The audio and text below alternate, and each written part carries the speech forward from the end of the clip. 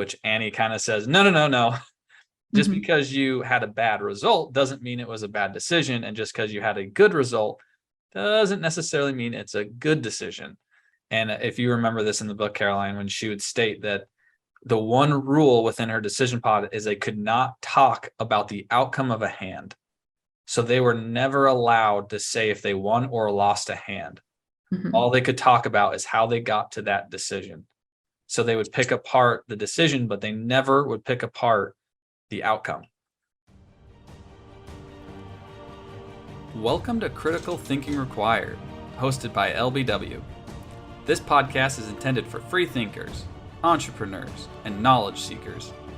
Join us as we discuss relevant financial topics, explore with guests their financial journeys, and engage with experts in industries such as space, media and entertainment, real estate, and many more. Buckle up and enjoy the ride.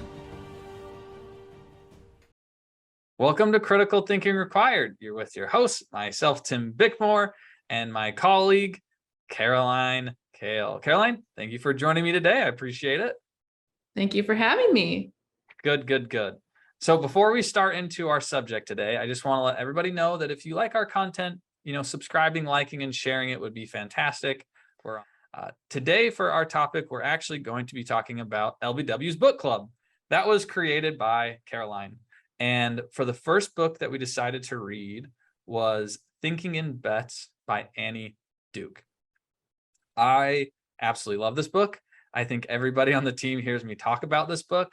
And I think it was a great start to LBW's Book Club. And for today's discussion, we want to hit on just 3 different topics. Now, we're not going to tell you what those topics are yet because we want to get the audience a little bit engaged in this podcast. But Caroline will be leading us through the discussion, similar like she did with her book club, and talking about some of what Annie Duke talks about when trying to think in literal bets. So a little bit of background on the book. Annie Duke was a professional poker player. So she uses poker as an analogy to life and how you can start thinking about making decisions. So it's really a decision-making book more than anything else. And so we want to talk on 3 hot topics that we feel like the team, really kind of hit on. So Caroline, could you please start us into our first topic? I know you have some questions for the audience. So again, I want to not surprise them, but give them a little bit of time to think about this. So please go ahead. Yeah, absolutely. I just wanted to start it off with a quote that I thought was really impactful in the book. It was towards the beginning, kind of got things going, got me thinking. And it is, take a moment to imagine your best decision in the last year. Now take a moment to imagine your worst decision. I'm willing to bet that your best decision preceded a good result and that your worst decision preceded a bad result. Now, when I read this, I immediately jumped to the results. I thought immediately about the outcome, not as much about the decision-making process and whether it was a good decision in the moment. I had actually had a conversation with him about this in one of our meetings where he asked me this question, immediately jumped to results. I think that can be said for a lot of people. I don't know how you interpret it, Tim, when you first read this. When I first read it, and this is why I ask a lot of our team members this question, is because it threw me through a loop, and I absolutely went to result-driven outcomes. I was like, well, what was my best decision? I was like, oh, well, when this happened, this was really great. So yeah, that was a good decision. And then Annie kind of forced me to rethink it and be like, well, how did I get to the decision for that outcome? And I fell into the resulting trap that she talks about. Is I was really more focused on the benefits or the not benefits of my decision as making it a good decision or a bad decision, which Annie kind of says, no. Just because you had a bad result doesn't mean it was a bad decision. And just because you had a good result doesn't necessarily mean it's a good decision. So I know you too, Caroline, have like kind of the definition. It sounds like we're talking about resulting. So maybe you can define what resulting is for the audience. Yeah, so resulting is like the tendency to equate the quality of a decision with the quality of its outcome. So immediately someone tells you, think of a good decision, and suddenly you're thinking of something, a decision that you made that had a good outcome, not necessarily something that was a good decision for you at the time before knowing what the outcome would be. Yep. And which is fantastic, like, is really interesting. And I think that the reason why a lot of the team brought this certain point from Annie, because this is what we do in our profession. So as financial planners, we are helping individuals or households make decisions, both financial or quantitative decisions, like money decisions, but also qualitative decisions. And those decisions have variable outcomes. And I think that what Annie points out in the book is she starts off with a really good example of a Super Bowl. So if anybody has watched the Super Bowl with the New England Patriots and the Seattle Seahawks, at the end of the latest Super Bowl they were in, I can't remember which year it was, Pete Carroll decided not to give the ball to Marshawn Lynch, but to make a pass really close to the goal line. And that pass was intercepted and they lost the Super Bowl. And everybody came out and reamed Pete Carroll for making the worst decision. However, when looking at it statistically, that was probably an 80-20 bet, meaning 80% of the time that play should work and 20% of that time it should fail. So when you're looking at the probability of it, that's a pretty good odds. I mean, imagine going to the casino, Caroline, and getting an 80-20 chance of winning at a game. You would play that game every time and bet a lot of money on it. Absolutely. Right? But what the world saw is the 20% that it wasn't going to work. And so I think that it really highlighted for the team that decisions have bad outcomes, even though they could be really good decisions, such as Pete Carroll's decision to pass instead of run the football. Yeah, I definitely think that it totally connects with what we do here on a daily basis, multiple times a day. We're helping people make decisions, thinking through decisions ourselves, thinking of different outcomes that are possible, running some numbers, looking at the different things that could happen too, not even just directly because of those decisions, but because of the result of those decisions, things like that. So when it comes to resulting, it's kind of something that we really need to think about here constantly, which also kind of leads me into another topic that was discussed in the book, another term, I suppose. Yep. But it's sort of different. It talks about making a decision, already having imagined in your head, like you're holding up a newspaper with the headline, "We achieved our goal," and then taking a step back and figuring out how you could get there. So this is called backcasting. So imagine you've already achieved the positive outcome and then take a step back and figure out how you got there. And that's another way to think about decision making. Yes. And I love that too, because it, obviously having the resulting piece, right, is like, okay, so I shouldn't be resulting, but how do I start thinking about understanding what the bet looks like? So like that 80-20 probability. I think backcasting gives you a framework to be able to start pulling back and kind of creating what the probability of the outcome may be. And if you want to move forward with it. I think also what Caroline saying is I'm going to use Nathaniel first principle logic and say we could also invert backcasting into what's called premortem, which is another way to think about it. So instead of saying we achieved our goal in the newspaper, you read, we failed. It was a big mistake. Oh no, this happened. So how did we fail? Why did we fail? How did we get to that point of failure? And what's really interesting about that for me is that it's not really trying to be like, oh, this is exactly how it's going to work, but it allows you to have a frame of mind to start picking apart some of the decision making that you may have to make in order to get to death or prosperity, right? Nathaniel always has a nice quote from Charlie Munger where he states, "Tell me where I died so I never go there," right? Meaning like, I want to know where I die so then I avoid it at all costs. And again, that's a very big statement, but it's essentially stating like, how do I figure out how to remove the risks to where I don't want to be? Which is really interesting to be able to kind of put it into that perception, which for you, Caroline, I would ask, like, again, how do we then apply that within our own profession? And how does that then kind of relate back to financial planning? Yeah, I think that both backcasting and premortem can easily be applied to what we do on a day-to-day basis, because it helps us think through these larger questions or scenarios, possibilities, and kind of break them down. So if we're thinking premortem, we're trying to think of, all right, the end goal, we fail. Now, what are some possibilities leading up to that that might be the cause of the failure? And then what can we do to mitigate those risks? Or is this maybe we should change our thinking and think of possible different scenarios that are less likely to end in the failure? Yeah, it's a good Or point. with backcasting, all right, we achieved our goal. We got to retire when we wanted to. Now let's take a step back. What are the steps we can take now to get there? To make What are those, some steps along the way that can help lead us to that end goal?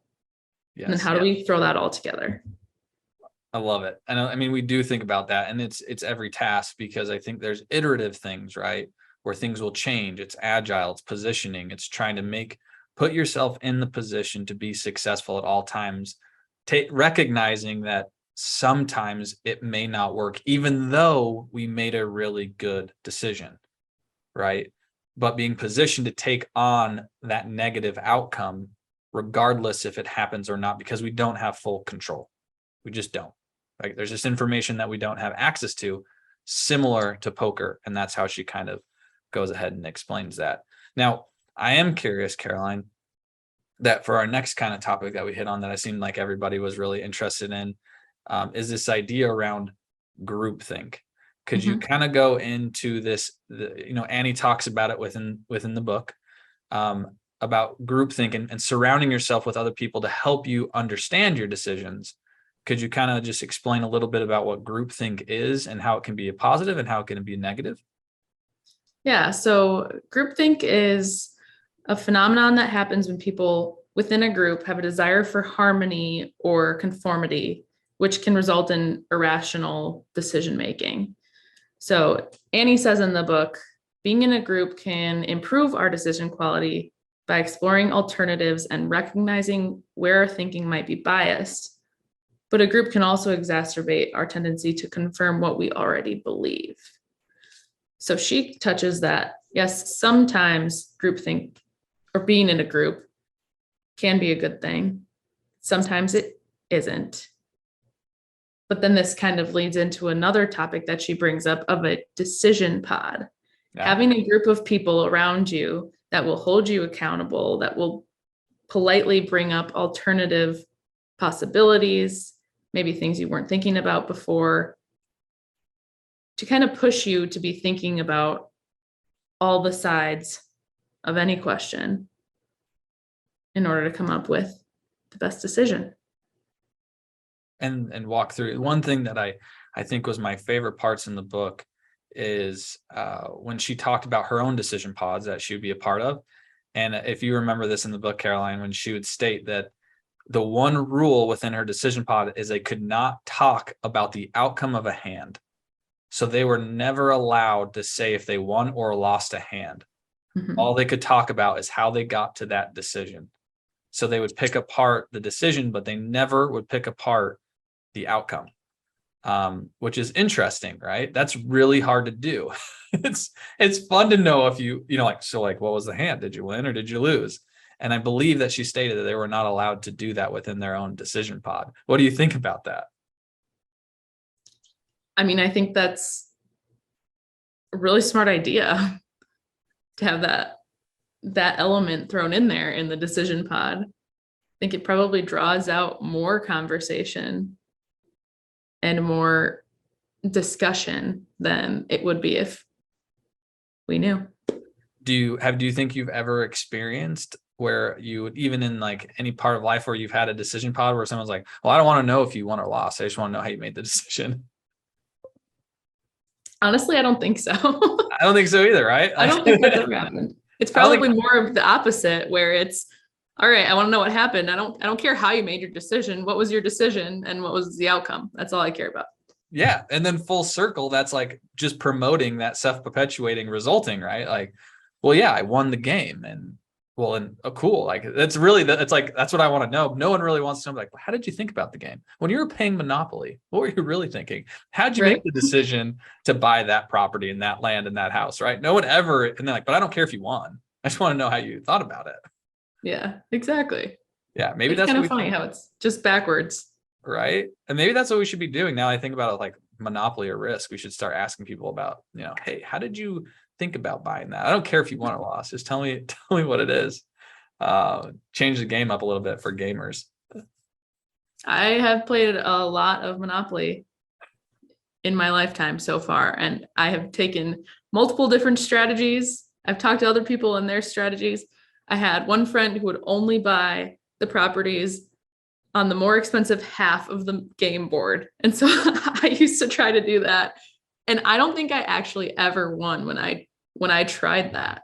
Just because it worked for her the one time, I thought, she did it. I didn't ask why. I just thought, yeah, okay, let's give it a shot. Which means that you fell into the trap of resulting, because she won once and you thought that was a good decision when you really never evaluated the decision of why she bought those properties on that line specifically, right? Right. And did she win because of cause and effect? Probably not. Probably not. Yeah, that's what. And the other interesting part about the groupthink, and which is also a lot of discussions like an echo chamber. I think groupthinks create echo chambers where it's, again, you're trying to validate your position, where you need to find people who will maybe challenge that and challenge the way you think. And I think sometimes it's hard to find people because you got to find a space where there's enough respect and space to allow yourself to feel wrong, right? Or to be like, you know what, maybe I'm not thinking about this completely right, or maybe I can take from it. But it's difficult to find groups that allow for that type of activity. But when you can find it, I do feel that it is extremely powerful and can promote a lot of really good decision making and really improve your own personal or business decisions, into the future, which is a really awesome place to do. So taking that idea of like, how do you find, like for our audience, right, like how do you find your own decision pod? I would say that I feel like at LBW, that's one thing that we really provide as a value to our clients, is we are kind of a decision pod. We're a little bit of a contrarian thinkers. Carolyn probably knows this quite well now that she's been with us for almost 8 months. And there's a lot of challenging internally sometimes, just within our own space, where it's like, well, have you thought about it like this, or why not that? And I think it's important to be able to take that in, because then it does drive potentially better outcomes, because you are making better decisions. And when I say better outcomes, is you're putting yourself in the position to achieve better outcomes. Again, you can still have the probability of losing, and that is sometimes out of an individual's control. So, but it is hard to create the space for it. It's a very unique environment to allow that to happen. Everyone has to have kind of a mutual respect and understanding of people's values and thought processes. But this is really good. I love it. I mean, honestly, Caroline, to sum up, you have resulting. That was our one topic. So now we get to come full conclusion, is think about how you make decisions. Don't think about what the result was. Think about why you made a decision. And guess what? Sometimes those decisions may not have a good outcome, even though it was a good decision, or vice versa. Sometimes it's luck. Sometimes that good decision looks good because you lucked out, similar to Caroline's example of Monopoly. Then you go back to backcasting and premortem. How do we think about where we want to go? How do we start teasing out these decisions and what is good or not? You have backcasting, and you also have premortem. So I achieved my goal. How in the world did I get there? I failed. How do I avoid that failure? Really does tease out some really good questions to ask yourself. And then lastly, how do you surround yourself with other people to make better decisions? and only looking at decision making. It's not always the most sexy, but it can really help. So with that being said, Caroline, I will kind of end the podcast with my own thoughts, and I want to let you go since you are the one that was leading this book club, which again, thank you so much for having the idea. It was fantastic. I think my last and final thoughts is Caroline asked a really good question. Who would you refer this book to? My answer to Caroline's question was everybody. Everyone should read this book. It's easy. It's pretty straightforward. And honestly, it made me rethink a lot of things. 2 simple questions. What was your best decision? What was your worst decision? If you are answering that with outcome, you should read this book to learn how to make better decisions. It's really that simple. And if I were to take a takeaway from this book that I really like, and I told Caroline and the team this, is my high in the book, my low in the book, and my surprise of the book was life is gray. Super exciting, right? My low, life is gray. You have no control. And then my surprise was that it solidified that life is gray. So remember that there is no black and white in decision making. It's all probability based. So how do you position yourself to allow yourself to achieve the highest probability when making your decisions? So how can I go from a 50-50 to an 80-20, right? That's what I would kind of leave. Caroline, I'll leave you with the last word. Yeah, Tim, I mean, I completely agree. I would recommend this book to just about anyone.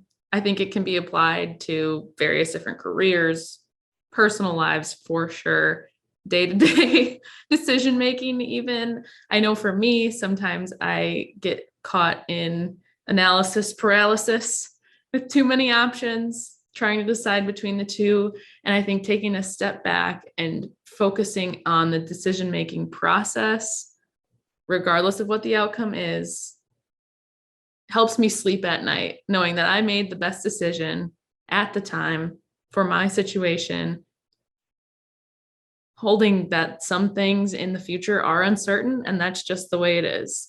There's things that we don't know that happen. Sometimes we expect things to happen and they don't, and that's just the way life goes. So I think even if you take only one piece away from this book, it's still worth the read, in my opinion. Awesome. I think it was a great choice for our first book club book. So thank you, Tim, for bringing this one up. It was because of our conversation when you asked me the outcome question that I decided to pick this one. So Yeah, I'm absolutely happy that to do it. And just so everybody knows, the reason why I think Caroline also brought this book up is I tell everybody that the way that we've planned, the way that we think about financial planning, a lot of it is geared and modeled after this book. It made me rethink how to approach it in ways that was challenging me. Annie Dukes challenged me on my thought process, and she challenged me enough to change how we then think about decision making, which is 100% of what our job is how to help people make better decisions. So that's kind of how we got there.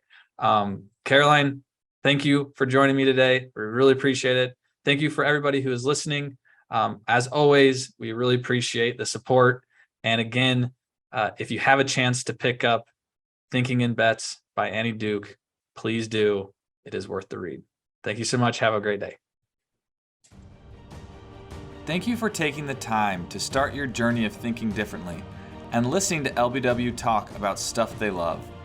Until next time,